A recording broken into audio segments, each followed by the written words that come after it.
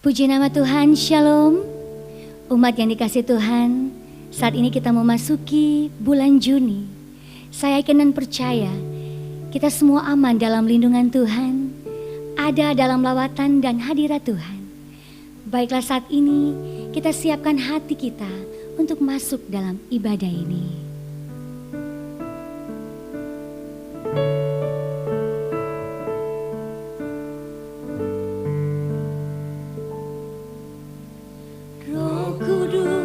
Hadir di sini,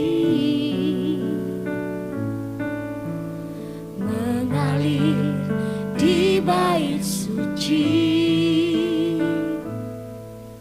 perkara ajaib pun terjadi, kuasa mujizat nyata, karena Roh Allah sedang bekerja.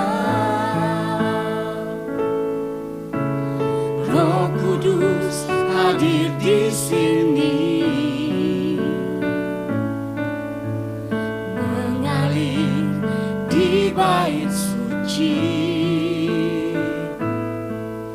perkara ajaib pun terjadi, kuasa mujizat nyata, karena Roh Allah sedang bekerja.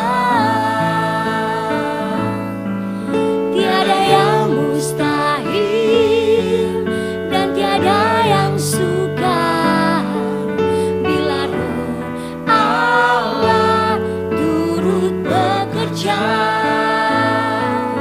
Tiada yang mustahil bagi orang percaya bila Roh Allah turut bekerja.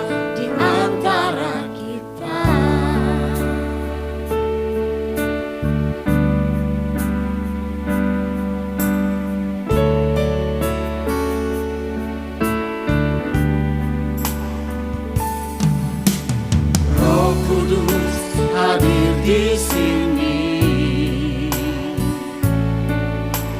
mengalir di bait suci,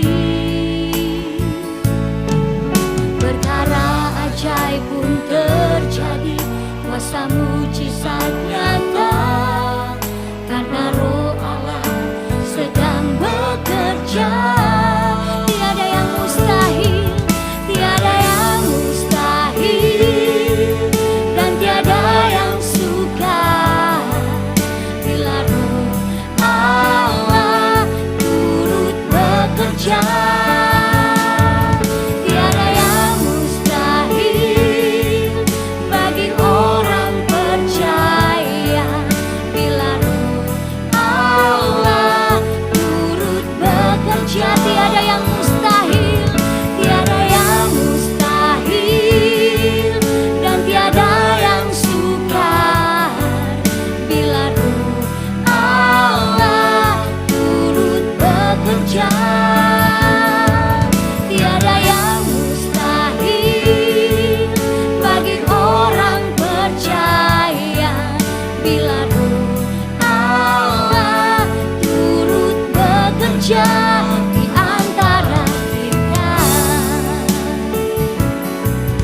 Bila Roh Allah turut bekerja, bila Roh Allah, bila Roh Allah turut bekerja di antara kita.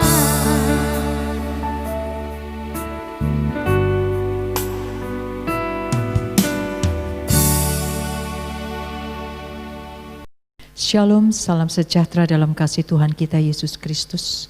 Kembali saya Pastor Henny Rarung Tanot di dalam kesempatan yang indah yang Tuhan masih beri buat kita.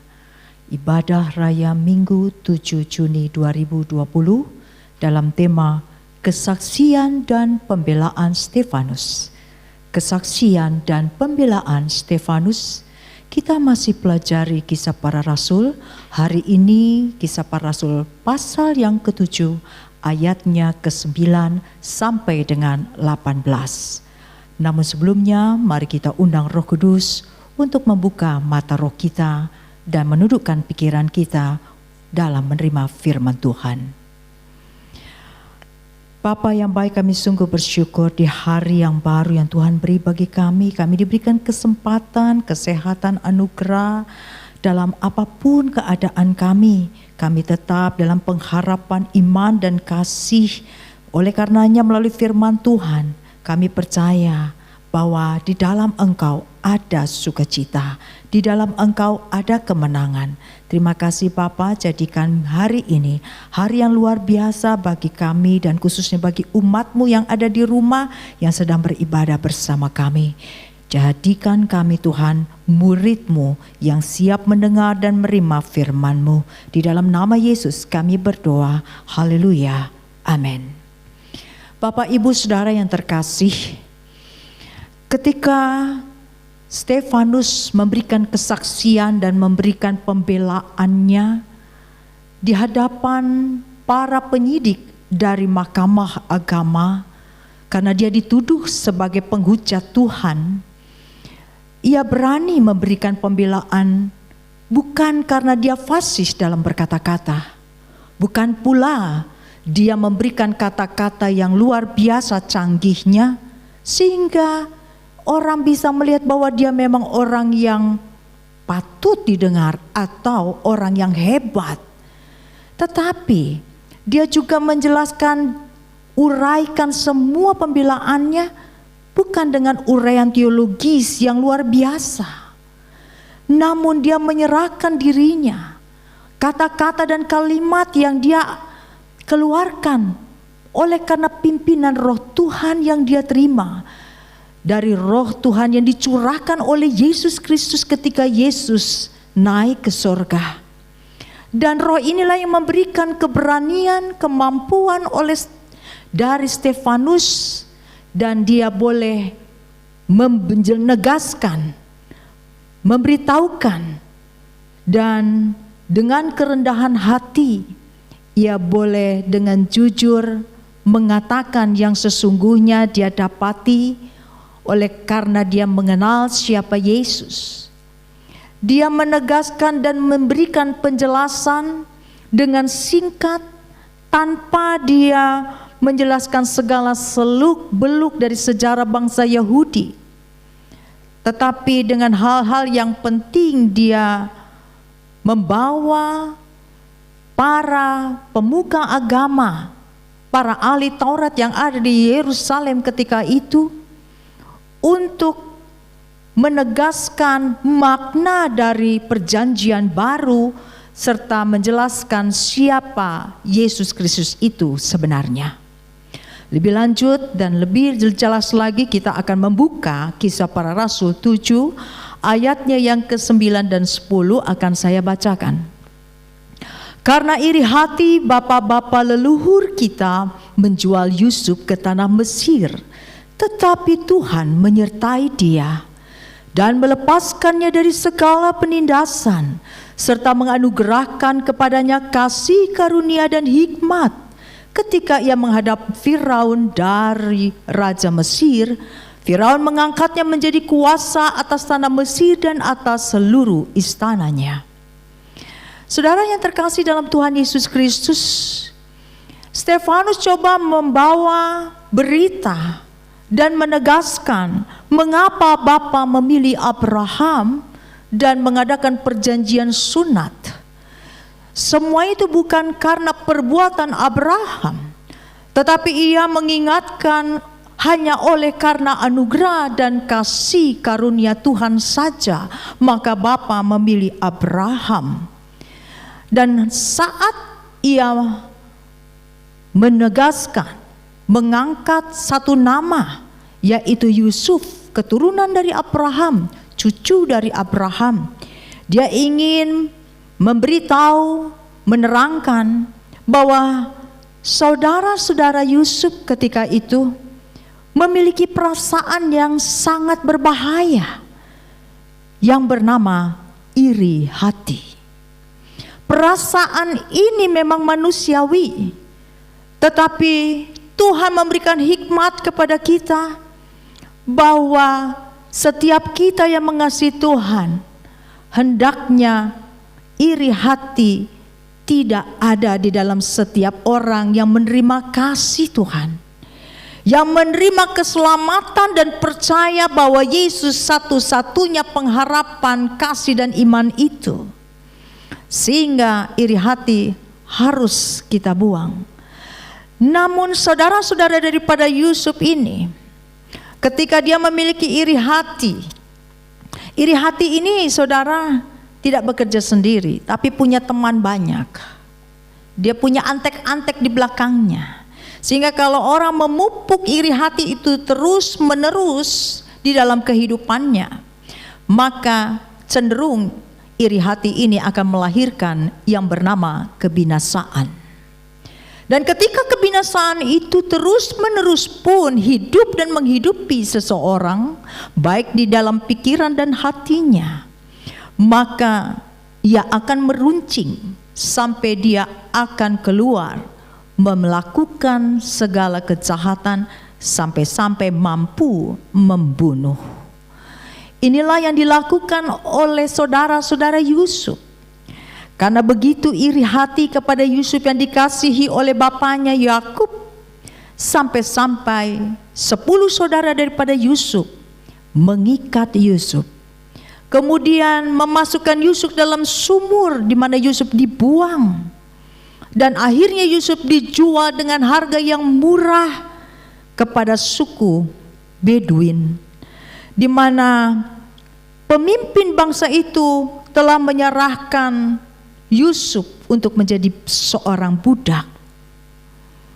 Di sini Stefanus ingin menceritakan bahwa Yusuf ini menjadi satu gambaran yang memiliki karakter yang luar biasa, di mana sebenarnya Stefanus sedang menggiring para pemimpin agama serta ahli Taurat untuk melihat karakter dan gambar Yesus Kristus yang sempurna itu. Dia mengingatkan bagaimana Yusuf yang mereka kenal dan mereka tahu bahwa mereka adalah leluhur-leluhur bangsa itu.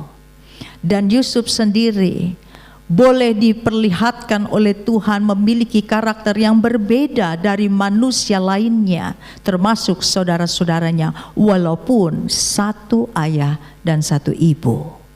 Jadi tidak heran ya, dalam keluarga adik kakak punya sifat karakter yang berbeda. Mengapa dia bisa berbeda? Karena Yusuf sungguh-sungguh mengasihi Tuhannya. Ketika Yusuf dibuang, ketika Yusuf dijual, dia tetap memiliki hati yang mengasihi. Dia tetap memiliki ketekunan untuk bekerja di dalam kebenaran sesuai dengan yang dia terima ajaran dari Tuhannya. Dan Yusuf tetap memiliki hati yang murni, sehingga dia tetap menjaga hidup dalam kekudusan. Dan ketika dia dibuang di tanah Mesir, dia menjadi budak Firaun. Dan setelah dia dicobai oleh istri dari Firaun, yaitu Potifar, dan dia boleh melewati pencobaan itu, Firaun justru mengangkat Yusuf. Ini tanda Tuhan menyertai Yusuf. Tanda Tuhan tidak pernah meninggalkan Yusuf. Tanda roh Tuhan yang membuat Yusuf hidup di dalam kebenaran dan kekudusan dan dimampukan kuat di dalam kesengsaraan. Ini satu gambaran juga akan Yesus Kristus. Walaupun dia anak tunggal dari Bapa, tapi dia setia di dalam penderitaannya sampai akhirnya dia disalib. Bapak, Ibu, Saudara, dia disalib menanggung segala penderitaan dan sengsara serta dosa-dosa kita, dan akhirnya dia menang menjadi pokok keselamatan bagi seluruh umat manusia. Ini gambaran yang luar biasa di mana Stefanus menegaskan bahwa Yesus Kristus tidak pernah ditinggalkan oleh Bapaknya.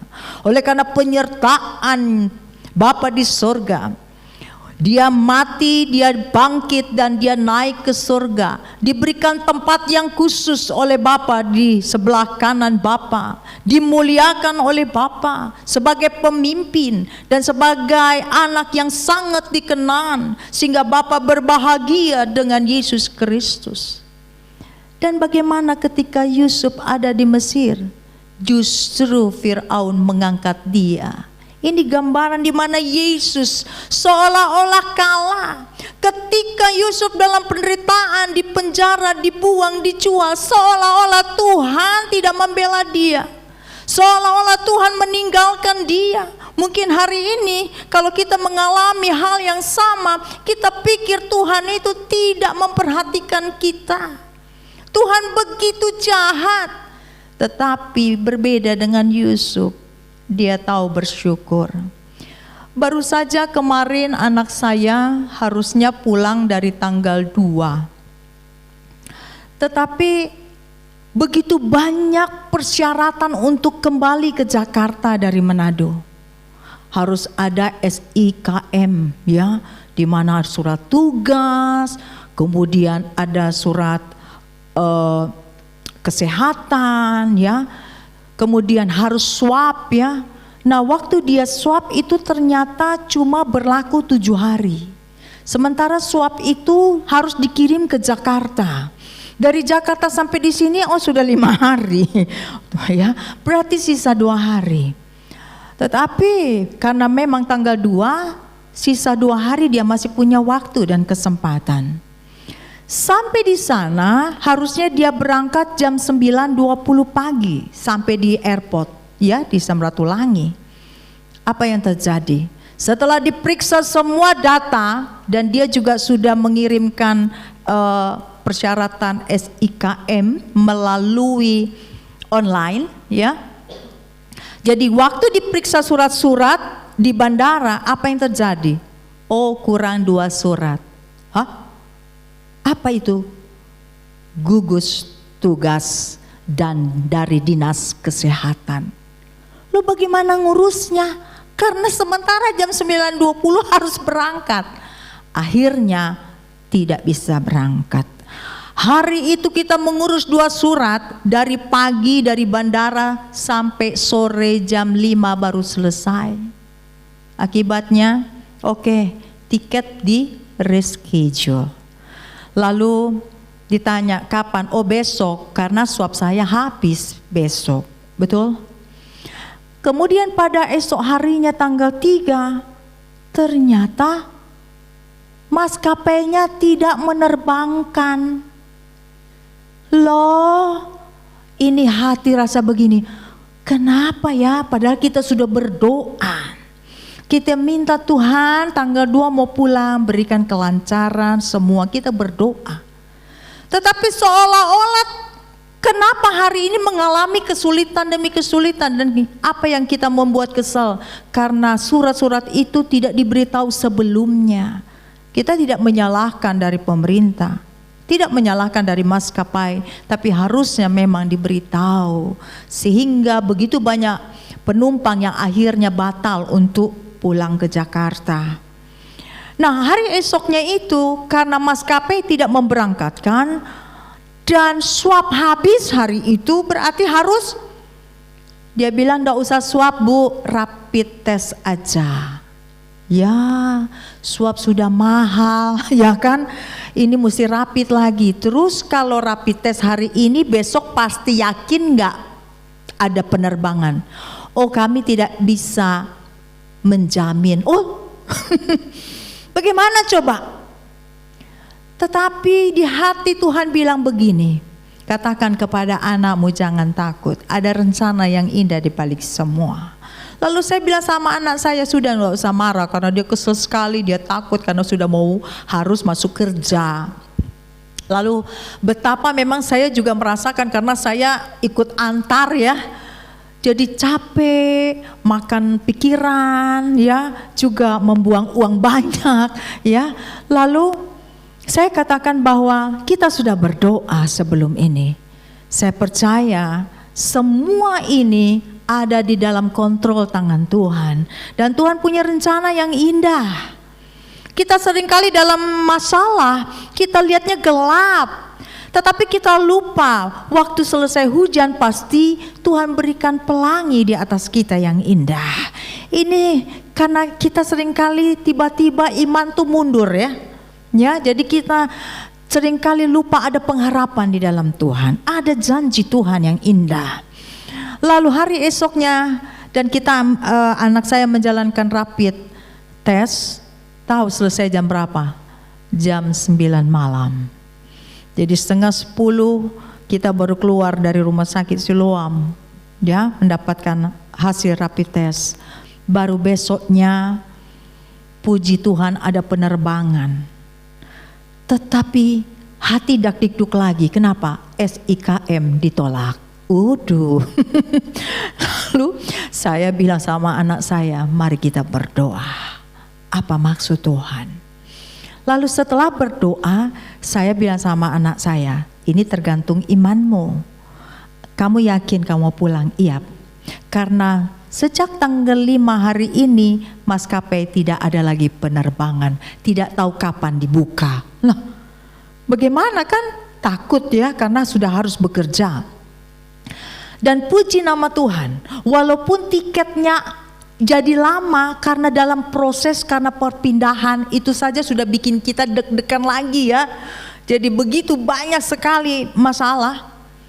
Lalu akhirnya katanya maskapai itu penerbangannya delay, ditunda 1 jam.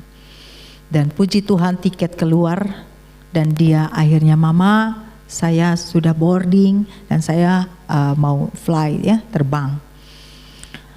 Tetap kita berdoa karena saya ketemu sama bos.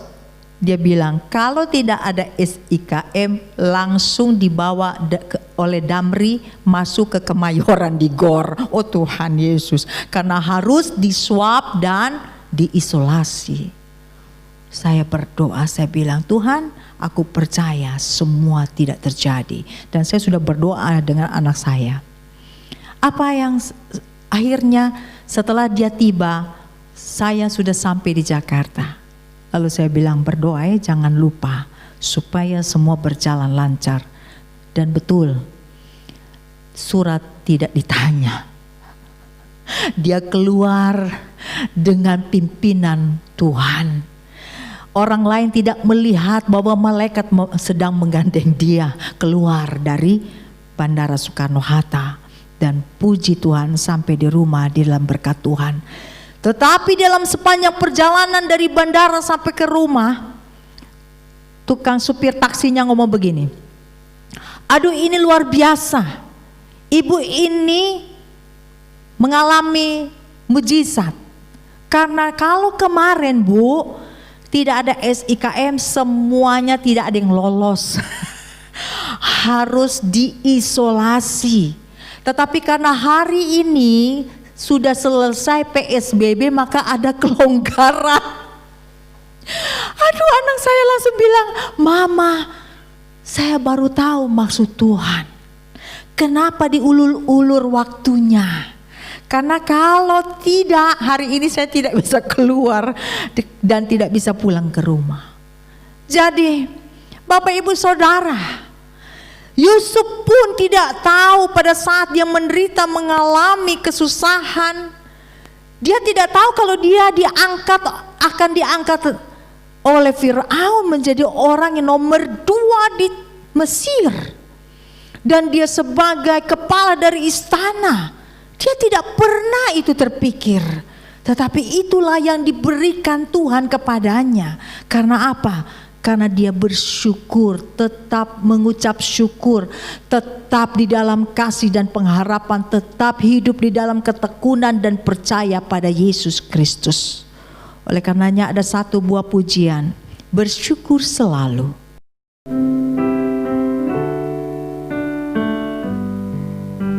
Bersyukur selalu bagi kasih-Mu di dalam hidupku.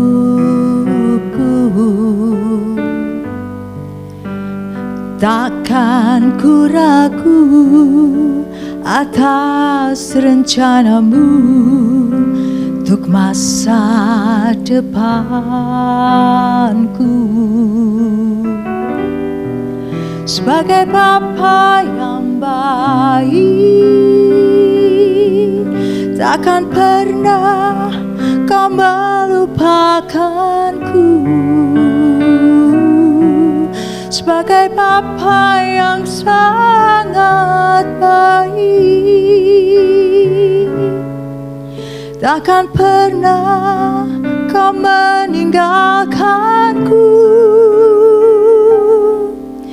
Ku kan menari dan bersuka karenamu, oh Yesusku. Dan ku kan minum airmu bagai rusa rindu. Selalu ku hidup dalammu dan hidupmu di dalamku, oh Yesusku. Kau sangat ku cinta.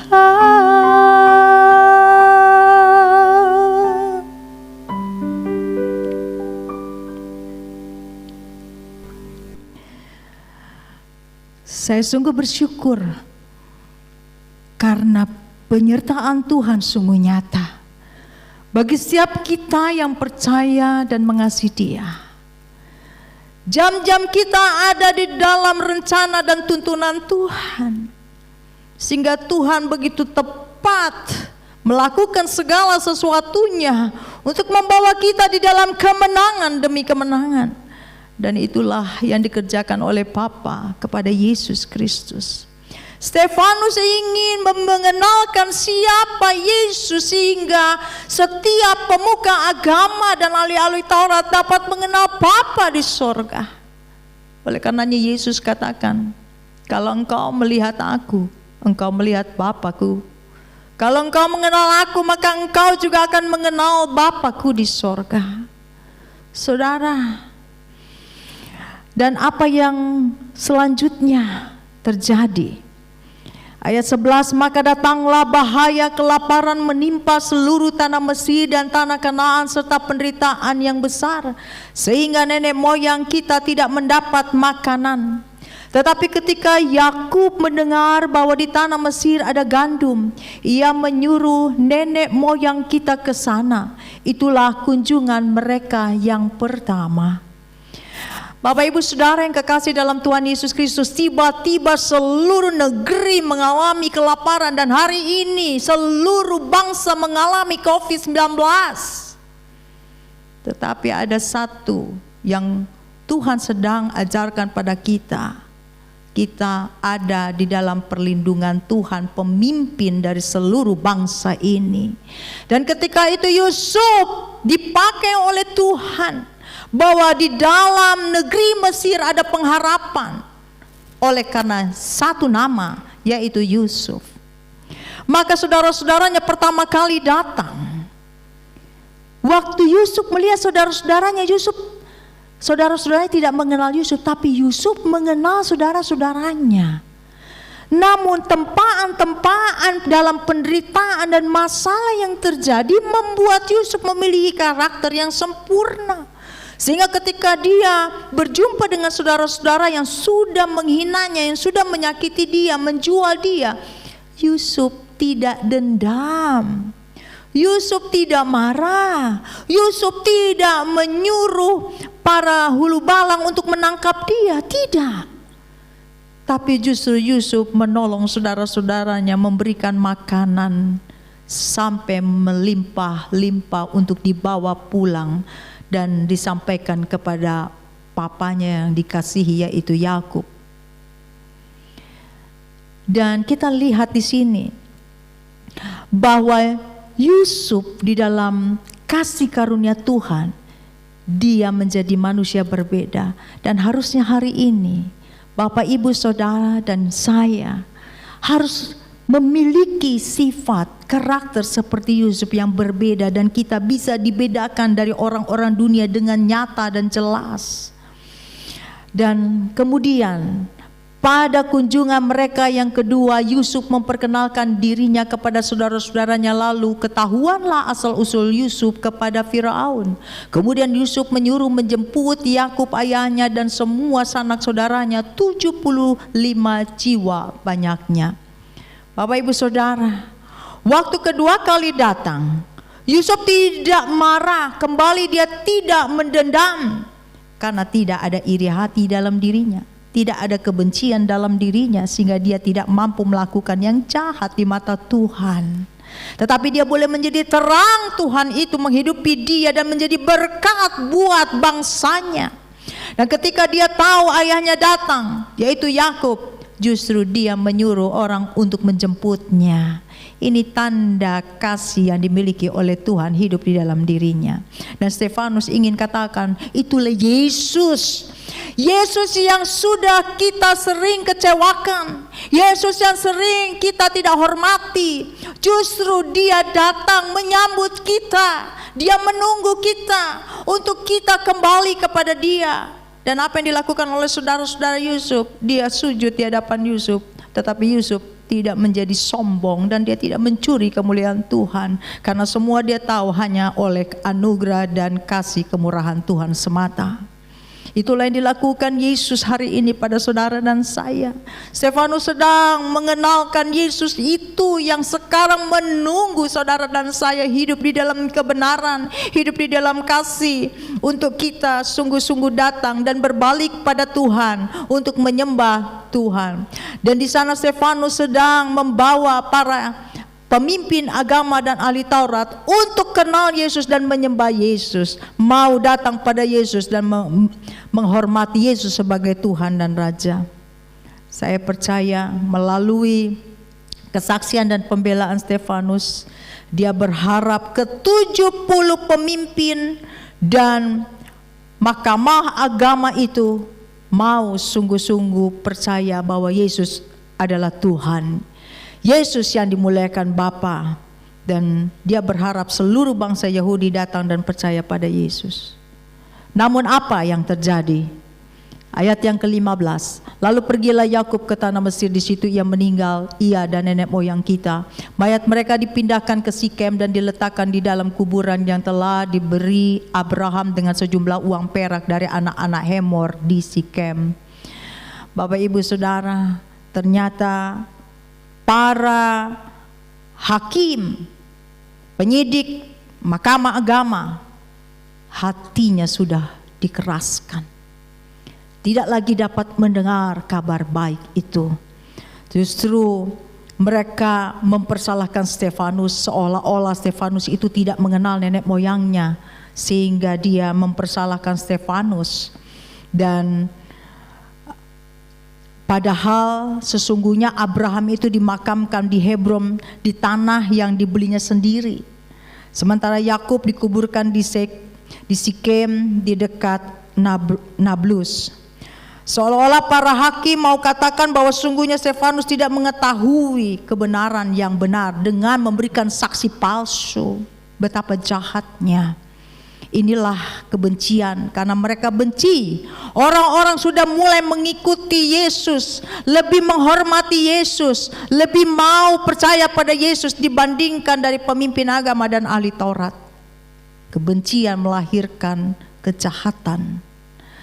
Dan akhirnya di ayat 17, tetapi makin dekat genapnya janji yang diberikan Tuhan kepada Abraham, makin bertambah banyaklah bangsa itu di Mesir, sampai bangkit seorang raja lain memerintah tanah Mesir, seorang yang tidak mengenal Yusuf. Stefanus akhirnya meringkas dari seluruh sejarah ini dengan menegaskan bahwa nenek moyang mereka yang pertama dikuburkan di Kanaan, bukan di Mesir. Namun sebagian besar keturunan Yakub memang telah tinggal di Mesir bertahun-tahun lamanya. Demikianlah kita akan lanjutkan kisah para rasul 7 ini tentang kesaksian dan pembelaan Stefanus di ayat berikutnya, di minggu depan ibadah raya tanggal 14 Juni 2020. Dan kita akan berdoa untuk juga mempersiapkan perjamuan kudus di minggu pertama ini, mengingatkan kita bahwa Yesus mati, Yesus yang telah bangkit buat saudara dan saya. Dia diberikan kuasa atas sakit penyakit, kuasa atas maut, kuasa atas setan-setan, dan kita telah diberikan kemampuan untuk memenangkannya. Bapak Ibu, sebelumnya mari kita berdoa untuk mempersiapkan hati kita menerima perjamuan kudus. Bapa di surga, kami mengucap syukur buat firman-Mu. Kami belajar bagaimana Stefanus dengan jujur dan tidak menyombongkan diri oleh karena kehebatan, dengan bahasa-bahasa yang tinggi, dengan teologi yang luar biasa, sehingga dia tidak mencuri kemuliaan-Mu Tuhan, tetapi dia mengabar berita bahwa Yesus itulah juru selamat agar setiap orang boleh menerimanya. Hari ini kami mempersiapkan hati pikiran kami untuk disatukan oleh Tuhan melalui perjamuan kudus yang suci, sehingga kami menerima tubuh dan darah Yesus Kristus, memperingati kami bahwa kami harus taat sepenuhnya kepada Tuhan kami.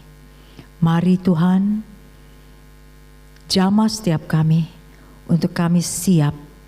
Bersihkan hati kami dan pikiran kami.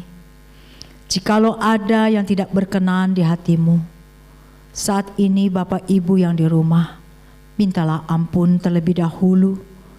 Siapkan hatimu. Apapun yang telah engkau buat yang salah, yang memberontak di hadapan Tuhan, mintalah agar darah Yesus menyucikan engkau saat ini, sehingga engkau mendapat perkenanan untuk menerima tubuh dan darah Yesus Kristus.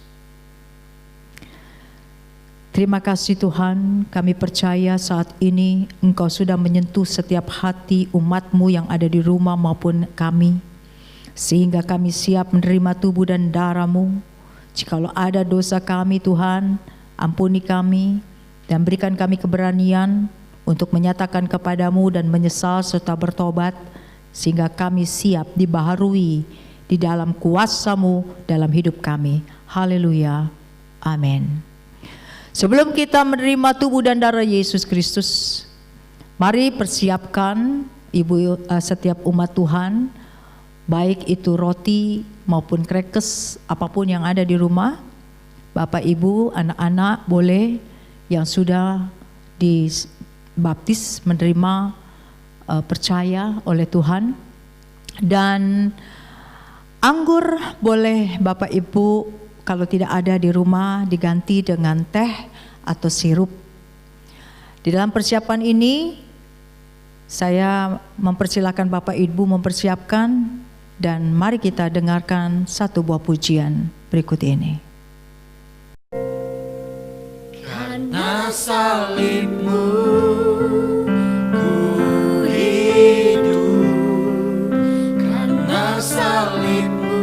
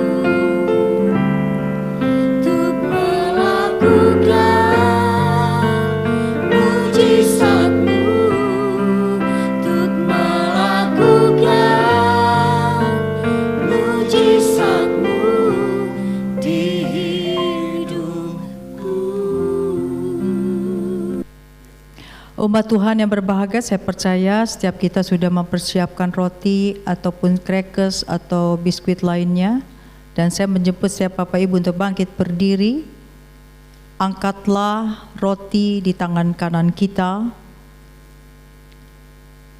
Sebab apa yang telah aku teruskan kepadamu telah aku terima dari Tuhan, yaitu bahwa Tuhan Yesus pada malam waktu ia diserahkan mengambil roti, dan sesudah itu ia mengucap syukur atasnya.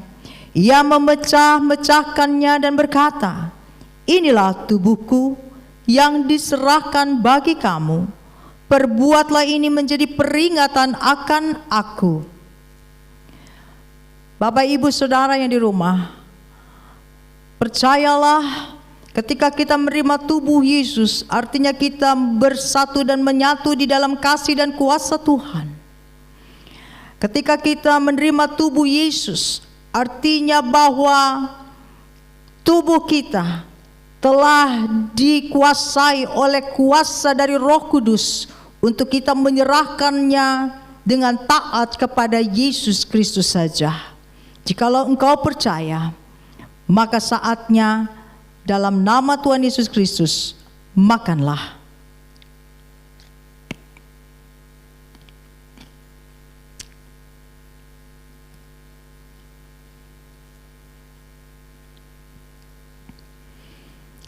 Saatnya kita mengangkat cawan di tangan kita.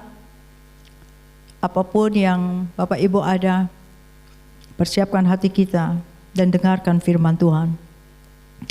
Demikian juga ia mengambil cawan sesudah makan lalu berkata, cawan ini adalah perjanjian baru yang dimateraikan oleh darahku. Perbuatlah ini setiap kali kamu meminumnya menjadi peringatan akan aku. Sebab setiap kali kamu makan roti ini dan minum cawan ini, kamu memberitakan kematian Tuhan sampai ia datang. Jikalau engkau percaya bahwa inilah darah Yesus yang menyatukan hubungan engkau dengan Bapa di sorga, dan sekaligus engkau menerima kasih dan kuasa Tuhan, dan melalui cawan ini, di mana darah Yesus yang menguasai setiap DNA-mu sebagai milik Kristus yang telah menguduskan engkau dari segala dosa dan salahmu, maka jikalau engkau percaya, saya sebagai pelayan Tuhan, saya mengundang kita, minumlah di dalam nama Tuhan Yesus Kristus. Mari kita berdoa. Bapa di surga, kami mengucap syukur buat anugerah, kemurahan, serta kekayaan yang Kau limpahkan dalam hidup kami. Melalui darah dan tubuh-Mu, kami sadar bahwa hidup kami bukan untuk dan bukan milik kami lagi, tetapi milik-Mu seutuhnya.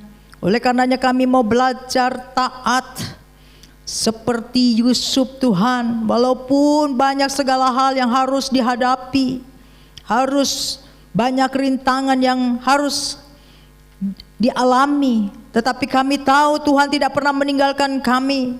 Oleh tubuh dan darah Yesus kami percaya bahwa kuasa Roh-Mu yang memberikan kami kekuatan, kemampuan, serta kuasa untuk terus berjalan di dalam kebenaran terang Tuhan dan hidup dalam kekudusan-Mu.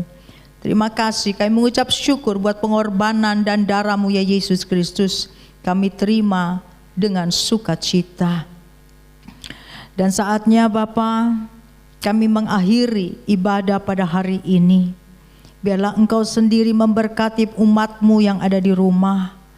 Dan melalui perjamuan kudus ini kami boleh merayakan dengan sukacita, karena Tuhan kami telah rela memberikan nyawanya bagi kami, telah siap terus membawa kami diingatkan bahwa hari ini Dia ada di sorga dan Roh-Nya ada dalam kami, untuk kami mau dengan rela dituntun oleh Tuhan. Dan kami akan mendapatkan kasih karunia, anugerah, mahkota, kemenangan bagi setiap kami yang sungguh-sungguh taat mengasihi Tuhan kami Yesus Kristus. Terima kasih Bapa. Saat ini juga abdi-Mu berdoa untuk pemerintahan di Sulut ini Tuhan. Kiranya Tuhan berikan anugerah, berkat-Mu Tuhan, hikmat-Mu bagi pemimpin, gubernur yang ada di sini, wakil dan seluruh staf serta pemerintahan yang ada, sehingga mereka Tuhan dengan rasa gentar dan takut memerintah kota ini dan menyejahterakan setiap umat-Mu, setiap rakyat di Sulut ini. Berikan kemampuan Tuhan dan kesatuan hati untuk memuliakan nama-Mu, menghormati Engkau. Kami juga berdoa Tuhan untuk Bapak Jokowi sebagai presiden bangsa kami yang kami kasih, di mana Tuhan menempatkan kami sebagai terang Tuhan di tengah-tengah bangsa ini. Tuhan, berikanlah kesehatan, berikan dia kemampuan, berikan dia ketahanan, kekuatan ya Tuhan. Sehingga di tengah-tengah apa yang dia alami, terlebih lagi COVID-19, ya Tuhan, berikan dia Tuhan keberanian untuk bertindak dan mengambil keputusan, sehingga hikmat Tuhan yang sungguh-sungguh dia jalani dan kehendak Tuhan yang terjadi atas bangsa ini. Tolong bangsa ini Tuhan, lindungi kami dengan darah-Mu Yesus Kristus, sinari kami dengan kemuliaan-Mu, sehingga bangsa ini Tuhan boleh Engkau lalukan dari COVID-19 dengan waktu yang singkat dan tidak berlama-lama, sehingga banyak jiwa Tuhan mencari Engkau dan bertobat, berbalik kepadamu, hidup di dalam kebenaran-Mu. Terima kasih Bapa. Kami serahkan Tuhan seluruh hidup kami, umat Tuhan yang di rumah, baik pekerjaan, pelayanan maupun segala usaha, kesehatan. Tuhan, Engkau sendiri yang menjagai, memagari kami, dan Engkau sendiri yang membawa kami melihat kemuliaan demi kemuliaan-Mu. Di dalam nama Yesus kami berdoa dan kami mengucap syukur. Haleluya. Amin. Saatnya kita menerima berkat yang datang dari sorga.